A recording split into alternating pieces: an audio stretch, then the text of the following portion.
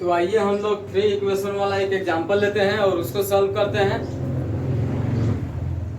इसके पीछे हम एक 2 इक्वेशन वाला एग्जांपल देकर समझा दिए हैं। उसी टाइप सा जितने भी 2 इक्वेशन वाला क्वेश्चन होगा उस सब को हम लोग वैसे ही सॉल्व करेंगे। अब एक 3 इक्वेशन वाला हम लोग एग्जांपल देख लेते हैं।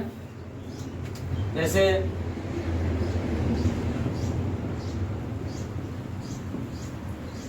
x plus 2y plus 3z equal 5, 2x plus 4y plus z equal 4, 4x plus y plus 3z equal 7। अब इसमें ये फर्स्ट इक्वेशन होगा, ये सेकंड इक्वेशन होगा और ये थर्ड इक्वेशन होगा।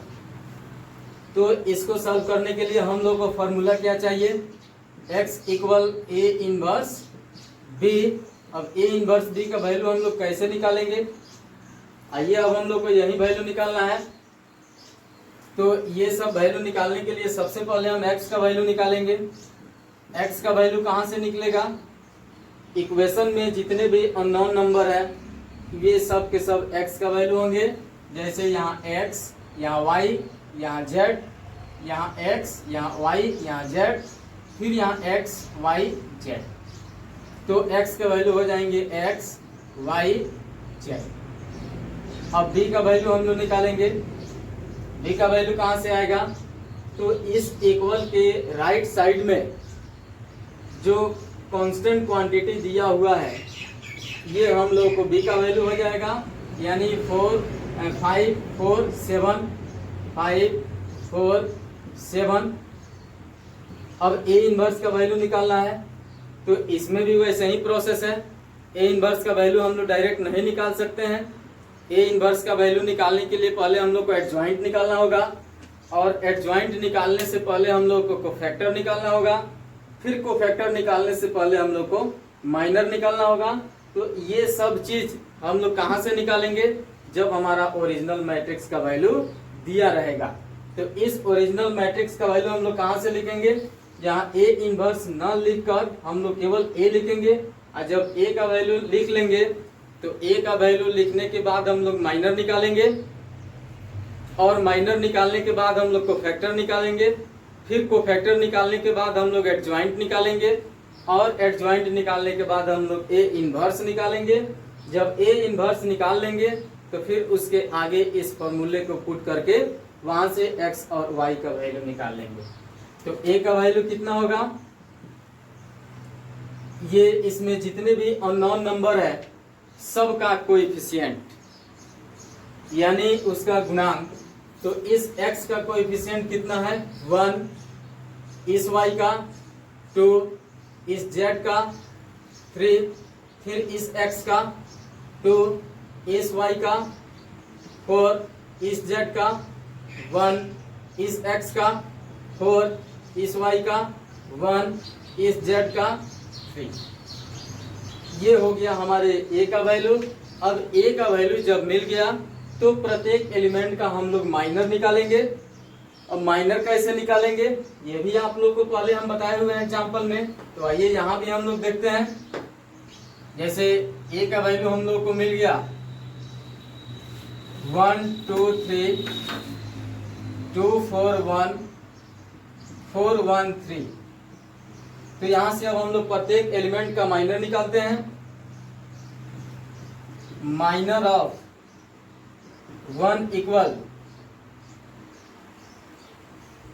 ये हमारा फर्स्ट रो का फर्स्ट एलिमेंट है, ये हमारा फर्स्ट रो ढक जाएगा, फर्स्ट कॉलम ढक जाएगा, बचेगा 4, 1, 1, 3, 4, 1, 1, 3। अब यहाँ से हम लोग क्रॉस मल्टीप्लीकेशन यानी प्रिंसिपल डायगोनल का मल्टीप्लीकेशन करेंगे। तो ये हो जाएगा 4 इंटू 3 माइनस रिवर्स डायगोनल का मल्टीप्लीकेशन 1 इंटू 1 इक्वल 4 में 3 से मल्टीप्लाई करेंगे 12 माइनस 1 इक्वल 11। अब इसके बाद हम लोग 2 का माइनर निकालेंगे। माइनर ऑफ 2 इक्वल, ये रो कैंसिल, ये कॉलम कैंसिल, बचेगा 2 1 4 3, 2 1 4 3 इक्वल। अब हम लोग प्रिंसिपल डायगोनल का मल्टीप्लीकेशन 2 इंटू 3 इक्वल 6। थोड़ा सा हम लोग अब यहाँ से डायरेक्ट करेंगे क्योंकि इस टाइप का बहुत सारा क्वेश्चन हम लोग पीछे पढ़ चुके हैं। माइनस रिवर्स डायगोनल का मल्टीप्लीकेशन 4 इंटू 1 4 इक्वल 2। अब इस 3 का माइनर निकालते हैं। माइनर ऑफ 3 इक्वल, ये हमारा रो कैंसिल हो जाएगा, ये कॉलम कैंसिल हो जाएगा, बचेगा 2 4 4 1, 2 4 4 1 इक्वल प्रिंसिपल डायगोनल का multiplication 2 into 1 2 minus 4 into 4 16 equal minus 14। अब इसके बाद हम लोग सेकेंड रो का माइनर निकालेंगे, इस 2 का माइनर निकालेंगे। माइनर ऑफ 2 इक्वल, ये सेकेंड रो ढक जाएगा, फर्स्ट कॉलम ढक जाएगा, बचेगा क्या हम लोगों के पास 2 3 1 3, 2 3 1 3 इक्वल क्रॉस मल्टीप्लीकेशन यानी प्रिंसिपल डायगोनल का multiplication 2 into 3 equal 6 minus 1 into 3 equal 3 equal 3। अब इस एलिमेंट का माइनर निकालेंगे। माइनर ऑफ 4 इक्वल, ये सेकेंड रो ढक जाएगा, सेकेंड कॉलम ढक जाएगा, बचेगा 1 3 4 3, 1 3 4 3, फिर प्रिंसिपल डायगोनल का multiply 1 into 3 equal 3 minus 3 into 4 12। अब 3 में से 12 को सब्ट्रैक्ट कर लेंगे, माइनस 9। अब इस 1 का माइनर निकालते हैं। माइनर ऑफ 1 इक्वल, ये हमारा सेकेंड रो ढक जाएगा, थर्ड कॉलम ढक जाएगा, बचेगा 1 2 4 1, 1 2 4 1 इक्वल। और फिर प्रिंसिपल डायगोनल का multiply 1 into 1 1 minus 2 into 4 8 equal minus 7। अब थर्ड रो का माइनर निकालेंगे।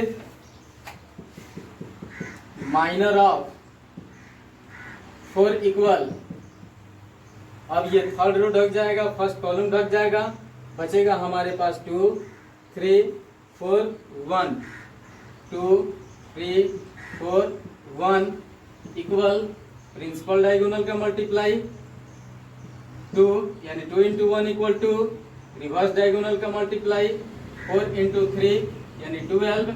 अब 2 में से 12 को सब्ट्रैक्ट करेंगे तो ये होगा माइनस 10। अब लास्ट वाले नहीं, फिर ये 1 का एलिमेंट निकालेंगे, कहते माइनर निकालेंगे। माइनर ऑफ 1 इक्वल, ये हमारा थर्ड रो ढक जाएगा, सेकंड कॉलम ढक जाएगा, बचेगा 1 3 2 1, 1 3 2 1 इक्वल प्रिंसिपल डायगोनल का मल्टीप्लाई माइनस रिवर्स डायगोनल का multiply 1 into 1 equal 1 minus 3 into 2 equal 6 minus 5। अब लास्ट वाले एलिमेंट का माइनर निकालेंगे। माइनर ऑफ 3 इक्वल, ये थर्ड रो ढक जाएगा, थर्ड कॉलम ढक जाएगा, 1 2 2 4, 1 2 2 4 इक्वल। अब प्रिंसिपल डायगोनल का मल्टीप्लाई माइनस रिवर्स डायगोनल का multiply 1 into 4 equal 4 minus 2 into 2 4 equal 0। अब इसको हम क्या करेंगे, माइनर ऑफ ए निकालेंगे। माइनर ऑफ ए इक्वल, अब आते हैं ओरिजिनल एलिमेंट के जगह पे उसके माइनर को लिखते हैं।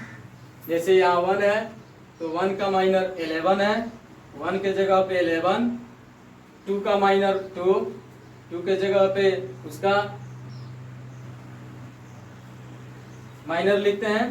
जैसे यहाँ पे 2 है तो ये कैंसिल 2 1 4 3 फिर यहाँ पे 3 का माइनर -14 है तो उसके जगह पे -14 लिखेंगे।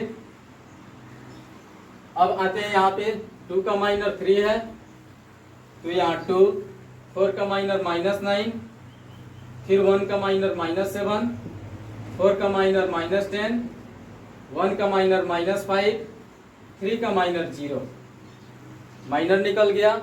अब इसका हम लोग निकालेंगे क्या, कोफैक्टर। तो कोफैक्टर निकाल लेते हैं। Cofactor of A equal 3/3 order वाले माइनर का कोफैक्टर हम लोग कैसे निकालेंगे, ये पीछे क्लास में आपको हम बता दिए हैं कि उसमें प्रिंसिपल डायगोनल ज्यों का त्यों रहेगा, रिवर्स डायगोनल भी ज्यों का त्यों रहेगा, बाकी जो एलिमेंट बचेगा उसके साइन को अपोजिट करके लिखेंगे। जैसे यहाँ हमारा प्रिंसिपल डायगोनल है ये, तो इसको अपने जगह पर ज्यों का त्यों लिख देंगे। हमारा ये रिवर्स डायगोनल है तो इसको भी अपने जगह पे लिख देंगे। अब जो बाकी जो एलिमेंट बचा हुआ है उसके साइन को अपोजिट कर देंगे। यानी ये 2 प्लस में है तो यहाँ माइनस में होगा, ये 2 प्लस में है यहाँ माइनस में होगा, ये 5 माइनस में है ये प्लस में होगा, और ये 7 माइनस में है तो प्लस में होगा। कोफैक्टर निकल गया। अब कोफैक्टर निकालने के बाद हम लोग इसका निकालेंगे एडज्वाइंट। एडज्वाइंट कैसे निकालेंगे, तो कोफैक्टर के रो और कॉलम को इंटरचेंज कर देंगे तो हम लोग का एडज्वाइंट ऑफ मैट्रिक्स निकल जाएगा। तो आइए उसको निकालते हैं। एडज्वाइंट ऑफ ए इक्वल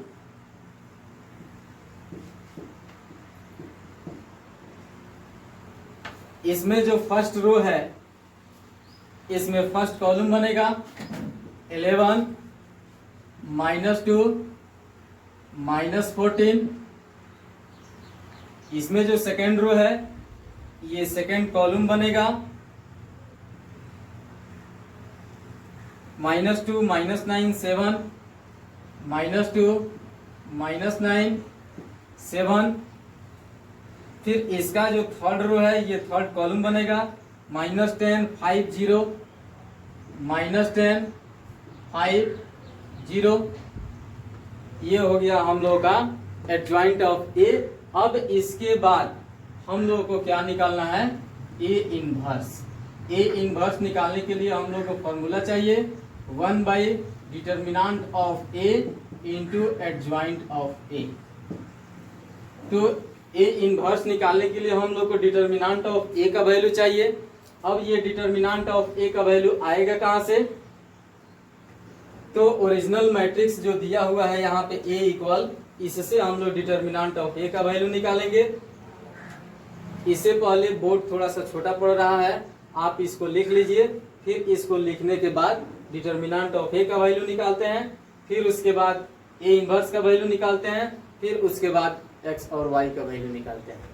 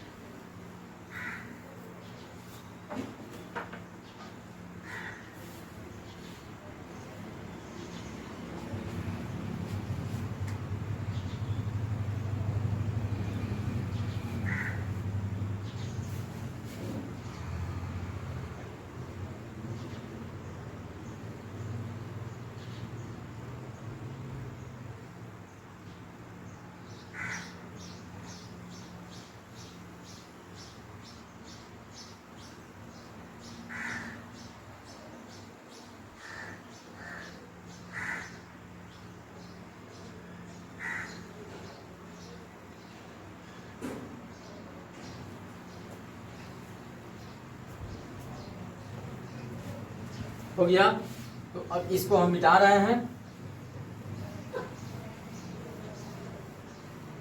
क्योंकि हम लोग को x और y का वैल्यू निकालना है। उससे पहले हम लोग डिटर्मिनेंट ऑफ a का वैल्यू निकालेंगे। डिटर्मिनेंट ऑफ a इक्वल, हम बताए हुए थे यहाँ पे कि जब भी डिटर्मिनेंट का वैल्यू निकालेंगे और 3/3 ऑर्डर वाला होगा तो उसमें या तो रो के अलोंग चलेंगे और नहीं तो कॉलम के अलोंग चलेंगे। किनारे वाला साइन जो सेम होगा और बीच वाला साइन अपोजिट होगा। तो यहाँ पे 3/3 ऑर्डर का मैट्रिक्स है।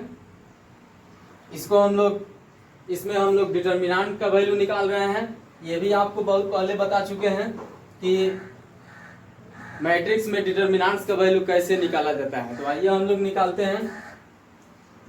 1, जब 1 लेंगे तो ये कॉलम खत्म हो जाएगा, ये रो खत्म हो जाएगा, बचेगा 4 1 1 3, 4 1 1 3। अब ये 1 के बाद हम लोग 2 है, 2 मिडिल टर्म है, बीच वाला टर्म है, इसका साइन अपोजिट होगा, यानी यहाँ प्लस है तो यहाँ माइनस में 2 होगा। ये कॉलम कैंसिल, ये रो कैंसिल, 2 1 4 3 बचेगा, 2 1 4 3। फिर बाद में 3 है तो ये पॉजिटिव होगा, ये कॉलम कैंसिल, ये रो कैंसिल, 2 4 4 1। अब इसको हम लोग सॉल्व करेंगे।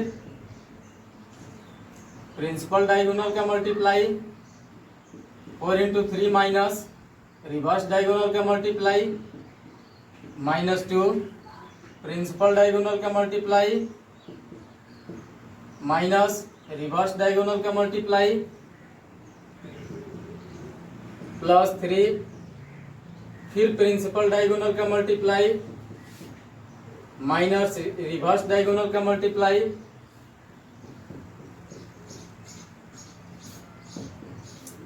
1 ×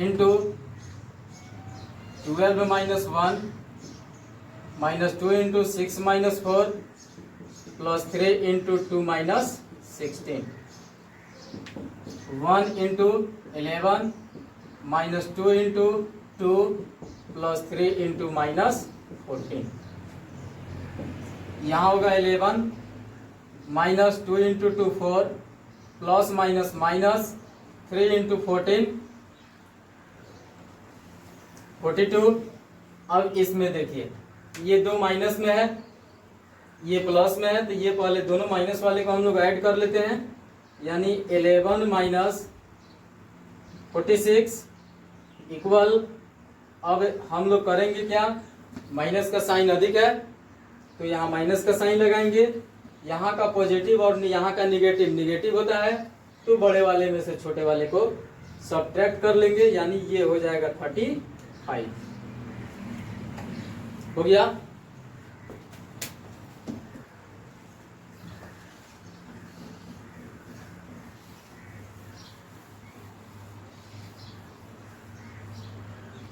अब इसके बाद हम लोग निकालेंगे ए इनवर्स। इसलिए ए इनवर्स इक्वल 1/डिटर्मिनेंट of A into adjoint of A equal 1/-35। Adjoint of A कितना है 11 -2 -10 -2 -9 5 -14 7 0। अब ये निकल गया इनवर्स। अब यहाँ से हम लोग x equal A inverse B वाला फॉर्मूला पुट करके हम लोग x, y और z का वैल्यू निकालेंगे। तो इसको मिटा रहे हैं।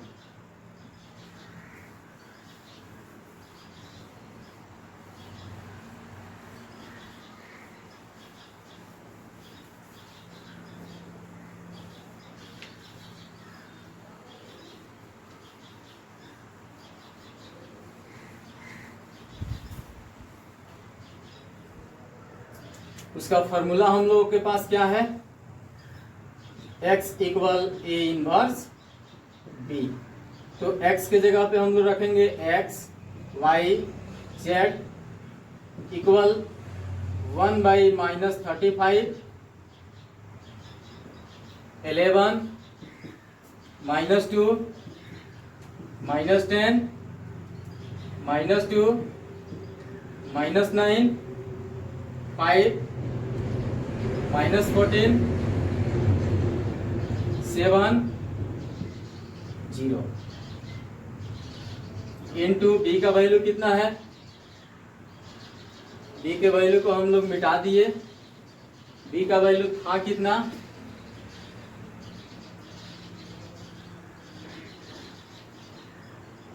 बी का वैल्यू हम लोग मिटा दिए हैं, ध्यान नहीं दिए हैं इसके पहले। अब यहां से आप लोग यदि लिखे होंगे तो इसके बाद कीजिएगा क्या, यहाँ बी का वैल्यू रखिएगा और बी का वैल्यू रखने के बाद इसमें रो इनटू कॉलम मल्टीप्लाई कीजिएगा। फिर सेकेंड रो से इस कॉलम में मल्टीप्लाई कीजिएगा, फिर थर्ड रो से इस कॉलम में मल्टीप्लाई कीजिएगा और उसके बाद आप लोग इक्वालिटी बिटवीन मैट्रिक्स का रूप पकड़ेगा तो वहां से x, y और z का वैल्यू निकाल लीजिएगा, निकल जाएगा। ये सिंपल है, कोई हार्ड नहीं है, कोई दिक्कत नहीं है इसको सॉल्व करने के लिए। हम थोड़ा सा ये किए हैं कि यहाँ मिटाते समय में b का वैल्यू मिटा दिए हैं, जिसके चलते यहाँ पे नहीं मिल पा रहा है। क्वेश्चन कुछ अलग था, यदि हम कुछ अलग लिखकर सॉल्व करेंगे तो वैल्यू कुछ अलग आएगा। इसलिए आप लोग अपने कॉपी में नोट किए हैं, वहाँ से यहाँ b का वैल्यू पुट करके रो इनटू कॉलम मल्टीप्लाई करके वहाँ से x, y और z का वैल्यू निकाल लीजिएगा। लिखिए और इसको पूरा कीजिए।